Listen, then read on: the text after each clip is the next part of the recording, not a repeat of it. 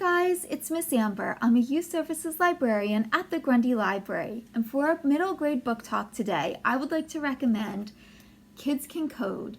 This is an awesome beginner's coding guide. It talks about CSS and JavaScript, and there's some really great exercises in here that you can work through. Another coding book that I really enjoyed, and I think a lot of you will like, is called Coding Games in Scratch. Now, if you come to our Grundy Library Code Club, you know that we use Scratch quite a lot. And this is a really great beginner to intermediate guide for Scratch. And it also walks you through a lot of the elements of creating your very own video game. And some sections that I liked in here were in the very beginning, it talks about what are the different types of video games, and also it brings up different questions about what makes a good video game.